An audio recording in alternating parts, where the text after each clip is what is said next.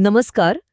आज आपण एका अशा व्यक्तिमत्वाची सखोल चर्चा करणार आहोत जे एकाच वेळी व्यवस्थेचे निर्माते होते आणि त्याच व्यवस्थेतील अन्यायाचे कट्टर विरोधकही. प्रशासक, समाजसुधारक आणि बंडखोर या तिन्ही भूमिका एकच व्यक्ती जगू शकते का? आणि हाच त्यांच्या प्रवासातील सर्वात फॅसिनेटिंग भाग आहे. म्हणजे बघा, एका हाताने प्रशासन चालवायचं आणि दुसऱ्या हाताने समाजातील जुन्या रूढींवर प्रहार करायचा. हे संतुलन साधणं अत्यंत अत्यंत कठीण. आपण बोलतोय भास्करराव विठ्ठोजीराव जाधव यांच्याबद्दल. ते कोल्हापूरचे दुसरे शिल्पकार म्हणून ओळखले जातात आणि या माहितीत त्यांच्या आयुष्याचे अनेक पैलू आहेत. स्पर्धा परीक्षांचा अभ्यास करणाऱ्यांसाठी तर हा एक प्रकारे खजिनाच आहे. नक्कीच. तर मग एका प्रशासकीय अधिकाऱ्याचा एका सामाजिक क्रांतिकारकात झालेला हा प्रवास कसा होता, हेच आज आपण उलगडून पाहूया. सुरुवात करूया. त्यांची सुरुवात अगदी सामान्य परिस्थितीतून झाली. 17 जून 1867 रोजी रायगड जिल्ह्यातल्या नागावमध्ये एका गरीब मराठा कुटुंबात त्यांचा जन्म झाला. वडिलांच्या सततच्या बदल्या, त्यामुळे शिक्षणात प्रचंड अडथळे आले. त्या काळात अशा परिस्थितीतून आलेल्या मुलासाठी उच्च शिक्षण घेणं किती आव्हानात्मक असेल. खूपच जास्त. पण इथेच त्यांची खरी गुणवत्ता दिसून येते. या सगळ्या अडचणींवर मात करून ते मुंबईच्या एल्फिन्स्टन हायस्कूलमधनं मॅट्रिकच्या परीक्षेत पहिले आले. दिस इज इनक्रेडिबल. पहिले आले. हो, हे केवळ त्यांच्या बुद्धिमत्तेचं नाही, तर त्यांच्या प्रचंड जिद्दीचं प्रतीक आहे. आणि त्यांनी फक्त पदव्या मिळवल्या नाहीत. विल्सन कॉलेज, एल्फिन्स्टन कॉलेज आणि नंतर गव्हर्नमेंट लॉ कॉलेजमधनं शिक्षण घेताना त्यांच्यावर महात्मा फुले यांच्या सत्यशोधक विचारांचा अगदी खोलवर प्रभाव पडला. म्हणजे केवळ पुस्तकी ज्ञान नाही, तर ती वैचारिक पायाभरणी सुद्धा त्याच काळात झाली. राघो भांडारकर आणि प्रा. किळुस्कर यांच्यासारख्या दिग्गजांचा सहवासही त्यांना लाभला. बरोबर. बरं सांगा, त्यांच्या या कायद्याच्या आणि प्रशासनाच्या शिक्षणाचा त्यांच्या सामाजिक सुधारणेच्या दृष्टिकोनावर कसा परिणाम झाला असं वाटतं? हा खूप महत्वाचा मुद्दा आहे. त्यांच्या सुधारणांमध्ये ना एक प्रकारची शिस्त आणि एक पद्धतशीरपणा दिसतो.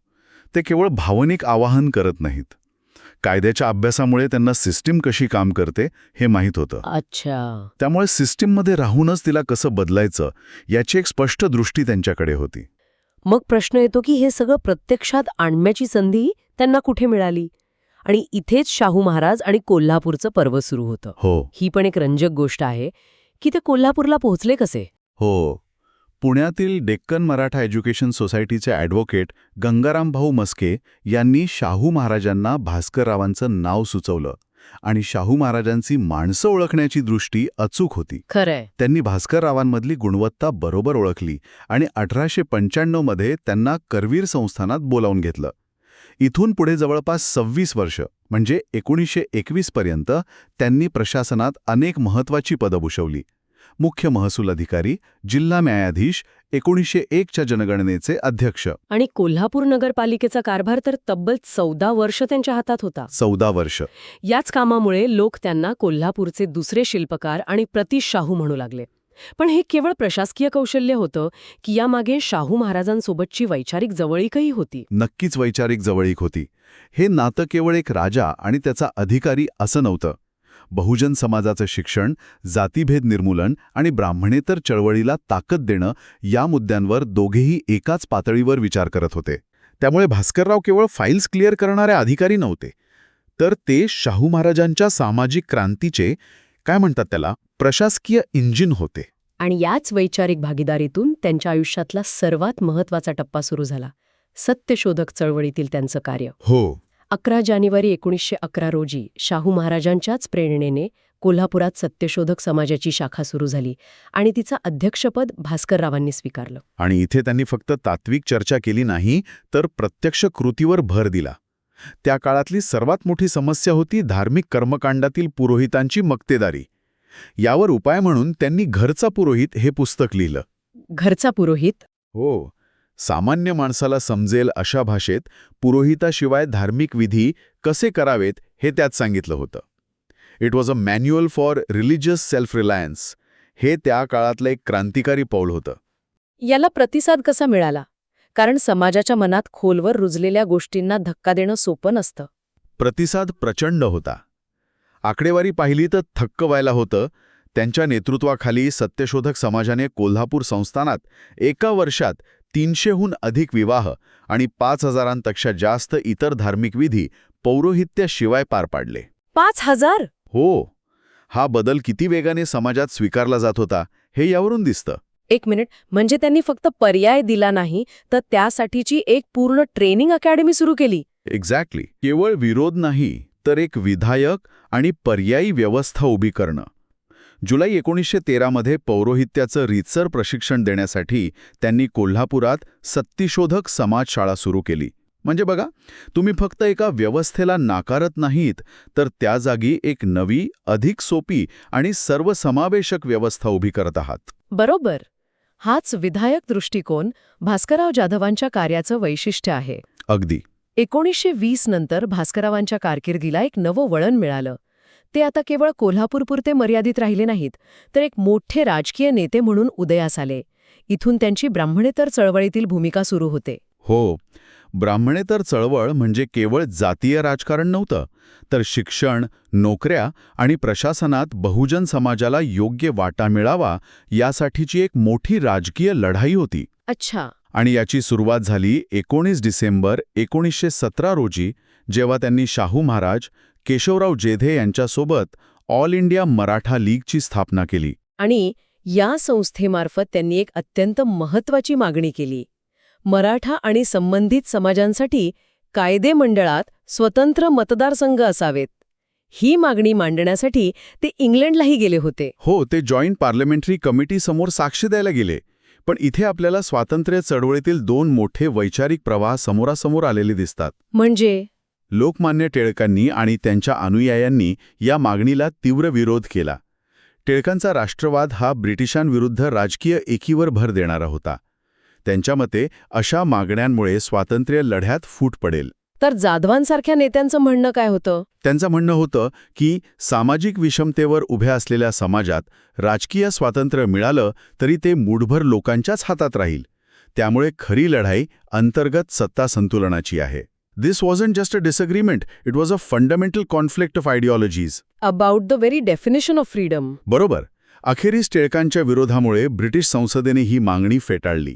यानंतर 12 डिसेंबर 1920 रोजी पुण्याच्या प्रसिद्ध जेधे मॅन्शनमध्ये ब्राह्मणेतर पक्षाच्या स्थापनेतही त्यांनी महत्त्वाची भूमिका बजावली. हे जेधे मॅन्शन म्हणजे महाराष्ट्रातील ब्राह्मणेतर चळवळीचे एक प्रकारे प्रतिकात्मक मुख्यालयच होतं. अगदी बरोबर. आणि मॉन्टेग्यू चेम्सफोर्ड सुधारणा कायद्यानुसार झालेल्या निवडणुकांमध्ये ते मुंबई कायदेमंडळात निवडून आले. त्यांनी 2 महत्त्वाची खाती सांभाळली. 1923 ते 26 शिक्षण मंत्री आणि 1928 ते 30 या काळात वन आणि कृषी मंत्री म्हणून त्यांनी काम पाहिलं. पण त्यांच्या राजकीय कारकिर्दीत एक वादग्रस्त निर्णयही होता, सायमन कमिशनला सहकार्य करण्याचा. त्यावेळी तर संपूर्ण देश सायमन गो बॅक म्हणत होता. मग त्यांनी सहकार्याची भूमिका का घेतली? What was his strategic thinking here? His calculation was likely pragmatic. म्हणजे त्यांचं गणित व्यावहारिक होतं. सायमन कमिशन त्यात कितीही दोष असले तरी एक संवैधानिक वास्तवता होती. ओके. ब्रिटिश सरकारसमोर अधिकृतपणे नोंदवण्याची संधी गमावणे, त्यांच्यासाठी हा वैचारिक शुद्धता आणि प्रत्यक्ष राजकीय फायदा यांमधील एक पर्याय होता आणि त्यांनी दुसरा पर्याय निवडला. पण यामुळे पक्षात फूट पडली असणार? हो, अर्थात. पक्षात फूट पडली आणि दिनकरराव जवळकरांसारख्या नेत्यांनी त्यांच्यावर जोरदार टीका केली. पुढे ते गोलमेज परिषदेतही सहभागी झाले होते, पण दक्षिणेतील जस्टिस पार्टीचे प्रतिनिधी म्हणून. महाराष्ट्रातील नेता आणि जस्टिस पार्टी हा संबंध कसा? कारण दोन्ही चळवळींचा वैचारिक पाया एकच होता, ब्राह्मणेतरवाद. जस्टिस पार्टी ही मद्रास प्रांतातील एक मोठी ब्राह्मणेतर राजकीय संघटना होती. त्यामुळे जाधवांनी त्यांचं प्रतिनिधित्व करणं हे या चळवळीच्या अखिल भारतीय स्वरूपाचं द्योतक होतं. अच्छा. पण या सगळ्या घडामोडींनंतर 1937च्या निवडणुकीत मात्र त्यांचा पराभव झाला. हा त्यांच्या राजकीय कारकिर्दीतील एक महत्त्वाचा उतार होता. राजकारण आणि समाजहारणे या पलीकडे जाऊन पाहिलं तर त्यांनी सहकार आणि साहित्य क्षेत्रातही पायाभरणी केली होती. 1913 कोल्हापुरात अर्बन कोऑपरेटिव्ह सोसायटीची स्थापना. हे सुद्धा त्यांच्या त्याच पॅटर्नमध्ये बसतं. अगदी बरोबर. एक पर्यायी विधायक व्यवस्था निर्माण करणं. अगदी बरोबर. ते केवळ कार्यकर्ते किंवा नेते नव्हते, तर एक विद्वान, अभ्यासक आणि लेखकही होते. घरचा पुरोहितबद्दल आपण बोललोच, पण त्याशिवाय त्यांची इतर पुस्तकं पाहिली की त्यांच्या अभ्यासाची खोली लक्षात येते. मराठे आणि त्यांची भाषा, गणपती उत्सव आणि विशेषतः रामायणावर नवा प्रकाश आणि वेदोत्पत्तीवर नवा प्रकाश. एका ब्राह्मणेतर नेत्यांनी हिंदू धर्मग्रंथांची पुनर्व्याख्या करणं यामागे काय विचार असेल? दिस वॉज अ रॅडिकल ॲक्ट. हे केवळ लिखाण नव्हतं, तर सामाजिक आणि बौद्धिक वर्चस्वाला दिलेलं थेट आवाहन होतं. तोपर्यंत धर्मग्रंथांचा अर्थ लावण्याचा अधिकार केवळ एका विशिष्ट वर्गाकडे होता. बरोबर. जाधवांनी ते अधिकार बहुजन समाजासाठी खुले केले. त्यांनी सांगितलं की आम्ही केवळ तुमच्या ग्रंथांना नाकारत नाही, तर आम्ही त्यांचा आमच्या दृष्टिकोनातून, आमच्या अनुभवातून अर्थ लावू शकतो. It was an act of intellectual liberation. त्यांनी मराठा दीनबंधू नावाचे एक पत्रही काही काळ चालवलं होतं. म्हणजे पत्रकारिता, साहित्य, सहकार, राजकारण, प्रशासन किती विविध क्षेत्रात त्यांनी काम केलं आहे. हो, 26 जून 1950 रोजी त्यांचं निधन झालं. पण त्यांचं जीवन आणि कार्य पाहिल्यावर एक गोष्ट अगदी स्पष्ट होते, जी आपण सुरुवातीपासून बोलतोय. ते केवळ प्रतिक्रियावादी नेते नव्हते. म्हणजे केवळ एखाद्या गोष्टीला विरोध करणं एवढंच त्यांचं कार्य मर्यादित नव्हतं. प्रत्येक समस्येवर त्यांनी एक विधायक आणि पर्यायी व्यवस्था दिली. पुरोहितांना विरोध केला तर घरचा पुरोहित लिहून आणि शाळा काढून पर्याय दिला. ब्राह्मणी व्यवस्थेला विरोध केला तर ब्राह्मणीतर पक्षाच्या माध्यमातून राजकीय पर्याय उभा केला. हा विधायक दृष्टिकोनच त्यांना त्यांच्या काळातील इतर अनेक नेत्यांपेक्षा वेगळं ठरवतो. जाता जाता एक विचार करण्यासारखा मुद्दा सोडून जाते. भास्करराव जाधवांसारख्या नेत्याने ज्या ब्राह्मणेतर पक्षाची स्थापना केली, जो एकेकाळी काँग्रेसचा प्रखर विरोधक होता, तोच पक्ष पुढे जाऊन काँग्रेसमध्ये विलीन झाला. एखाद्या व्यवस्थेला विरोध करण्यासाठी उभी राहिलेली चळवळ जेव्हा त्याच व्यवस्थेचा भाग बनते, तेव्हा त्यातून त्या काळातील सामाजिक आणि राजकीय समीकरणांबद्दल काय दिसून येतं, यावर निश्चितच अधिक विचार करता येईल.